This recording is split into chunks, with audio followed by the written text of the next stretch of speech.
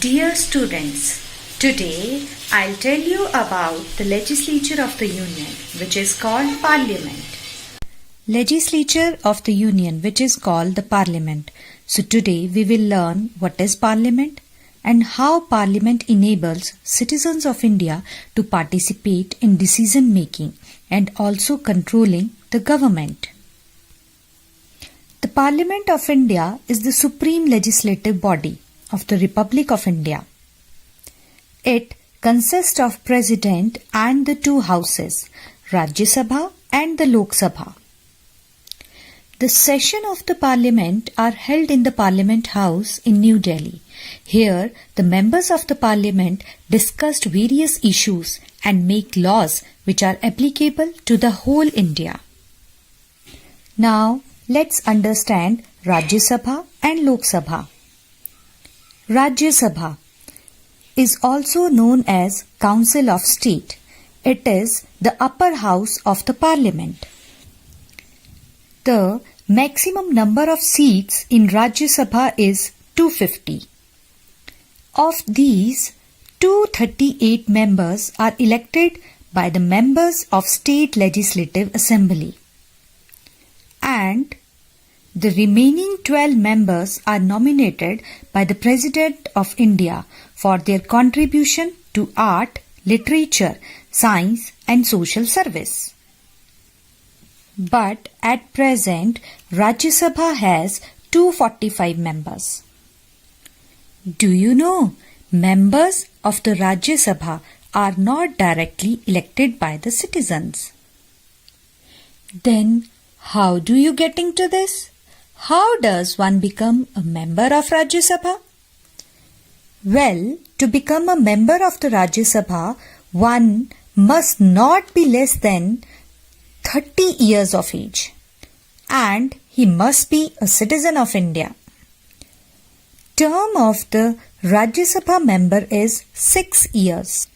However, 1/3 of the members retire every second year and are replaced by newly elected members. In the Rajya Sabha, the presiding officers are chairman and the deputy chairman. Vice President of India is the chairman of Rajya Sabha. Just like the Speaker of Lok Sabha, he is expected to run the affairs of the Rajya Sabha. Deputy chairman, who is elected from amongst the House's members, take care of the day-to-day matters of the House in the absence of the chairman. Lok Sabha. Lok Sabha is also known as the House of the People. Lok Sabha is the lower house of the Parliament. The maximum number of seats in Lok Sabha is 552. Of these, 530 members represent states and 20 members represents union territories, while 2 members are nominated by the President to represent the Anglo-Indian community. But at present, the Lok Sabha consists of 543 members.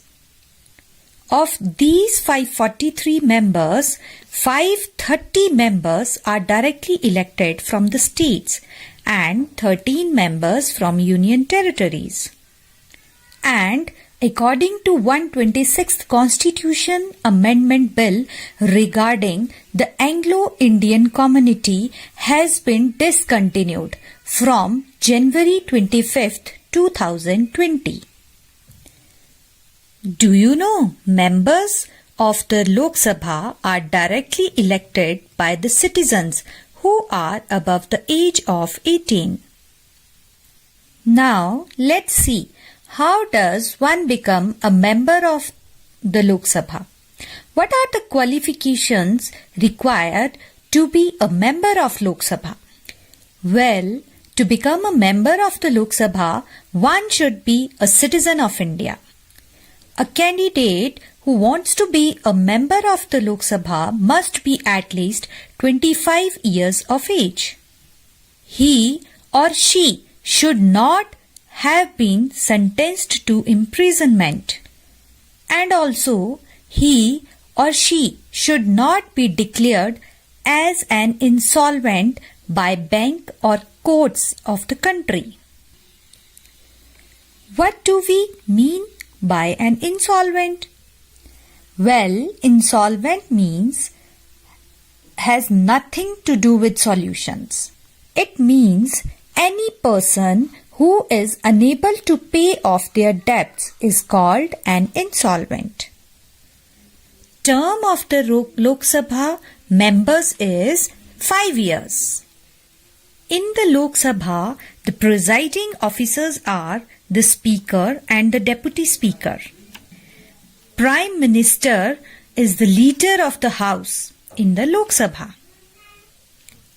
The Speaker and the Deputy Speaker are elected from amongst its members. Now, let's understand the role of Lok Sabha Speaker. The Speaker is like head boy or class monitor. He conducts the proceedings of the House. He has to ensure that all members of the Parliament are following the rules of the Parliament. The Speaker has a key role in deciding the matters that need to be discussed in the House. He is responsible for maintaining the discipline and dignity of the House. Conducting the discussion and law-making process in a proper manner is also a part of the Speaker's job description. The members of the Rajya Sabha and the Lok Sabha are collectively called the Member of the Parliament or MPs. These MPs enjoy freedom of speech in the Parliament. The opinions expressed by them in the Parliament cannot be questioned in a court of law. But that doesn't mean that MPs can speak nonsense. Even if they are not questioned in the courts, the people will definitely question the quality and content of the speeches delivered by the MPs in the Parliament.